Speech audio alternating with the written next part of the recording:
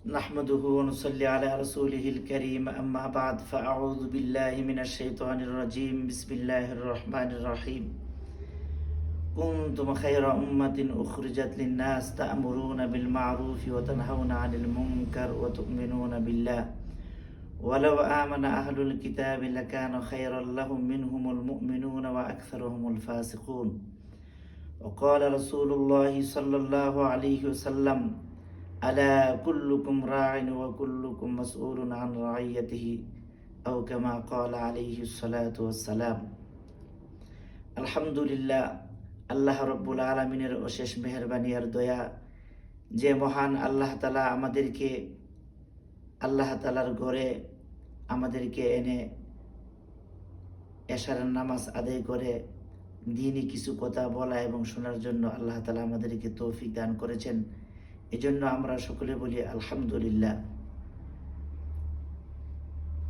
আলহামদুলিল্লাহ, আল্লাহ রব্বুল আলামিন পবিত্র কালামুল্লাহ শরীফের মধ্যে বলেন, কুনতুম খায়রা উম্মাতিন উখরিজাত লিন-নাস তা'মুরুনা বিল মা'রুফ ওয়া তানহাউনা আনিল মুনকার। আমরা হইলাম আখিরি নবীর উম্মত, অর্থাৎ দুনিয়াতে যত উম্মত আল্লাহ তাআলা পাঠাইছেন, যত নবী পাঠাইছেন, সমস্ত নবীর উম্মতের মধ্যে আমরা হইলাম আখিরি নবীর উম্মত। আমাদের শ্রেষ্ঠত্ব আল্লাহ তাআলা এই কোরআনের মধ্যে বলেছেন, কুনতুম খায়রা উম্মাতিন উখরিজাত লিন-নাস। তোমরা হইল সর্ব উৎকৃষ্ট উম্মত, তোমরা হইল সর্ব উৎকৃষ্ট। তোমাদেরকে উখরিজাত লিন-নাস, মানুষের কল্যাণের জন্য তোমাদেরকে পাঠানো হয়েছে। তা'মুরুনা বিল মা'রুফ ওয়া তানহাউনা আনিল মুনকার। আমাদের কাজ কি? আমাদের কাজ হইল আমরা সৎ কাজের আদেশ করব, অসৎ কাজের নিষেধ করব। অন্য যত নবীর উম্মত ছিল তাদের আমল ছিল শুধু একটা, তাদের কাজ ছিল শুধু একটা, তারা শুধু আমল করবে। আর আমরা হইলাম আখিরি নবীর উম্মত। আমাদেরকে আল্লাহ তাআলা জিম্মাদারি দিয়ে দুনিয়ার মধ্যে আমাদেরকে আল্লাহ তাআলা পাঠাইছেন। সুতরাং অন্য নবী উম্মতরা শুধু আমল করত, আর আমরা হলাম আখিরি নবীর উম্মত, আমরা দামি উম্মত, আমরা শ্রেষ্ঠ উম্মত। এই জন্য আমাদের কাজ হইল আমরা আমলও করব এবং আমলের জন্য আমরা দাওয়াত দিব। এই জন্য আমরা শ্রেষ্ঠ উম্মত আমরা হয়েছি। আল্লাহ তাআলা অন্য আয়াতের মধ্যে বলেন, ইয়া আইয়ুহাল্লাযীনা আমানু, হে ঈমানদারেরা, কু আনফুসাকুম ওয়া আহলিকুম নারা। তোমরা জাহান্নামের আগুন থেকে আগে তোমরা নিজে বাঁচো, তারপর তোমরা তোমাদের পরিবার পরিজনদেরকে তোমরা বাঁচাও। এটা আমাদের দায়িত্ব, এইটা আমাদের কর্তব্য, এইটা আমরা করতেই হবে। কারণ আমার সামনে যদি আমার এক ভাই আগুনের মধ্যে পড়ে, আমার সামনে আমার যদি এক বোন আগুনের মধ্যে পড়ে, আমার সামনে যদি আমার পরিবারের কেউ যদি একটা আগুনের মধ্যে ঝাঁপায়া পড়ে, অবশ্যই যদি আমার মধ্যে কোনো মনুষ্যত্ব থাকে, আমরা অবশ্যই তাকে আগুন থেকে আমরা ফিরাবো। আল্লাহ রসুল বলেন, যদি কোনো ব্যক্তি এক ওয়াক্তের নামাজ সে যদি কাজা করে, অর্থাৎ জোহরের নামাজটা সে জোহরের ওয়াক্তের মধ্যে পড়ে নাই, আসরের নামাজটা আসরের ওয়াক্তের মধ্যে পড়ে নাই, তাহলে তার জন্য কেমন কঠিন আযাব তার জন্য অপেক্ষা করছে, যে এক হুকবা পরিমাণ সে জাহান্নামের আগুনের মধ্যে সে জ্বলবে।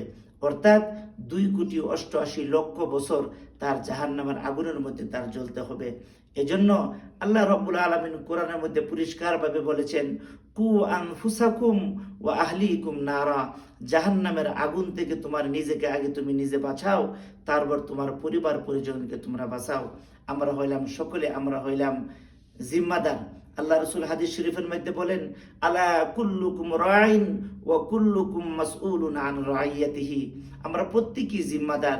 আমি হয়তোবা একটা দেশের জিম্মাদার, যেমন আমাদের দেশের প্রধানমন্ত্রী, সে পুরা দেশের জিম্মাদার, সে পুরা দেশের জিম্মা তার উপর। কেউ হয়তোবা একটা জেলার জিম্মাদার, সে এমপি মন্ত্রী একটা জেলার জিম্মাদার। আবার কেউ আমরা একটা ইউনিয়নের জিম্মাদার, চেয়ারম্যান, আমিও একটা জিম্মাদার।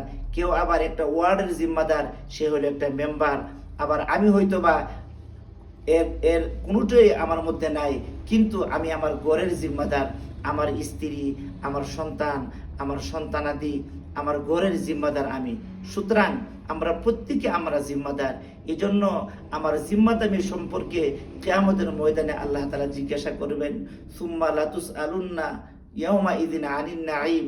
আল্লাহ তাআলা আমার নিয়ামত সম্পর্কে আল্লাহ তাআলা কিয়ামতের মধ্যে আল্লাহ তাআলা আমাকে জিজ্ঞাসা করবেন, আমার জিম্মাদারি সম্পর্কে আল্লাহ তাআলা আমাকে জিজ্ঞাসা করবেন। সুতরাং আমাদের প্রত্যেকের কর্তব্য আমাদের জিম্মাদারি পালন করা। আমার গড় সর্বপ্রথম আমার নিজেকে আমার আগে প্রতিষ্ঠিত করতে হবে, আল্লাহর জন্য তৈরি করতে হবে। আমার এই জিনিসটা, আমি যে কোনো কাজ করব, এই জিনিসটা আমার মাথার মধ্যে রাখতে হবে যে কিয়ামতের ময়দানে আমার হিসাব আমার দিতে হবে। এই জন্য আমার আমার সন্তানাদি, আমার স্ত্রী কোন দিকে যাইতেছে, কি করতেছে, তারা কি আল্লাহর হুকুমের উপর আছে, তারা কি নবীর তরিকার উপর আছে কি নাই, এটা আমার খেয়াল রাখতে হবে। আমার নিজেও আমল করতে হবে, তাদেরও আমার খেয়াল রাখতে হবে। যেমন আজকে আমাদের বাংলাদেশে নববর্ষের প্রথম দিন, আজকে অনেক উল্টাপাল্টা বহুত কাজ এরকম ছেলেমেয়েরা করছে, কিন্তু আমার এই খেয়ালটা রাখতে হবে, আমি একজন মুসলমানের সন্তান, আমি একজন ইমানদার, আমার বাচ্চাকে ইসলামী মাইন্ডে আমার তাকে পরিচালনা করতে হবে, তাকে আমার বুঝাইতে হবে সেজন্য অপসংস্কৃতির দিকে সেজন্য ঝুঁকে না যায়, সেজন্য অপসংস্কৃতির দিকে না যায়। আমাকে ইসলামী সংস্কৃতি তাকে বুঝাতে হবে যে আমি একজন মুসলমান, অমুসলমান সে যা মন চায় তা করতে পারে, আমি একজন মুসলমান, আমি একজন ইমানদার, এজন্য আমার কিছু দায়িত্ব আছে, আমার একটা সীমা আছে, তিলকা হুদুদুল্লাহ। আমি একজন মুসলমান হিসাবে আমার চলা, আমার কথাবার্তা, আমার আচার আচরণ, এর মধ্যে আমার একটা সীমাবদ্ধতা আমার থাকতে হবে। আমি সব দিক দিয়ে আমার লক্ষ্য রাখতে হবে, আমার দ্বারা আমার কোনো মুসলমান ভাই যাতে কষ্ট না পায়। মান সালিমাল মুসলিমুনা মিন লিসানিহি ওয়া ইয়াদি। আমি আমার হাতের দ্বারা, আমার কথার দ্বারা, আমার আচরণের দ্বারা আমার অন্য কোনো মুসলমান যাতে কষ্ট না পায়, আমার অপর ভাই যাতে কষ্ট না পায়, এদিকে আমার খেয়াল রাখতে হবে। আল্লাহ রসুল বলেন, প্রকৃত মুসলমান তুমি তখনই হইবা যখন মান সালিমাল মুসলিমুনা মিন লিসানিহি ওয়া ইয়াদি, তোমার হাতের দ্বারা, তোমার মুখের জবান দ্বারা অন্য মুসলমান যাতে কষ্ট না পায়। এজন্য আমার এই দিকে আমাদের খেয়াল রাখতে হবে। ওয়া আহলিকুম নারা, ওয়া আহলিকুম নারা, এবং আমার পরিবার পরিজনকে আমার জাহান্নামের আগুন থেকে আমার রক্ষা করতে হবে। এজন্য এটা আমাদের জিম্মাদারি। আমরা আল্লাহ তাআলা যেন আমাদেরকে, আমরা যেন আল্লাহ তাআলার হুকুম এবং আল্লাহ রসুলের তরিকা অনুযায়ী আমরা আমাদের জিন্দিগি আমরা কাটাইতে পারি, আমাদের জিন্দিগি আমরা চালাইতে পারি। আল্লাহ তাআলা আমাদেরকে তৌফিক দান করেন। সকলে বলে আমিন।